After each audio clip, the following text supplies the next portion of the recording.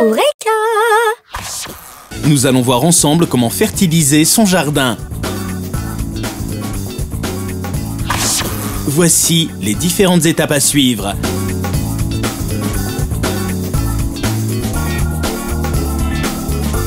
Et le matériel dont vous aurez besoin.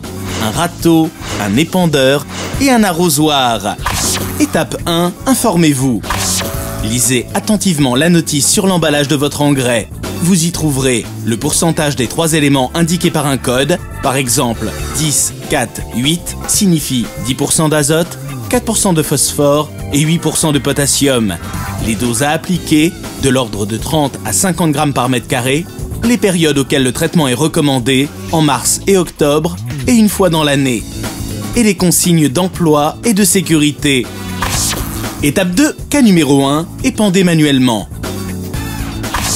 Commencez par arroser légèrement, puis épandez l'engrais uniformément en quadrillant au mieux votre terrain et en jetant l'engrais par poignée. Cas numéro 2, épandez mécaniquement.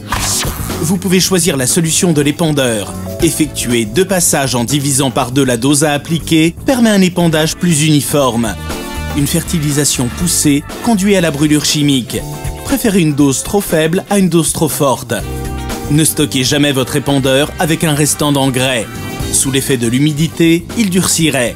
Nettoyez-le à l'eau avant de le remiser. Enfin, utilisez-le lorsqu'il est bien sec. Étape 3, pratiquez l'amendement. Certains amendements possèdent en plus de leur capacité à rééquilibrer le sol, un pouvoir de fertilisant. Ces apports spécifiques vont varier selon le type de sol que vous possédez ou encore le type de culture souhaitée.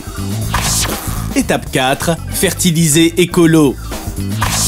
Coquilles d'œufs ou poudre d'os pour un apport de phosphore. Commencez par piler les coquilles d'œufs. Puis, mélangez-les à la terre. Cendres de bois pour un apport de potasse. Épandez les cendres sur le sol.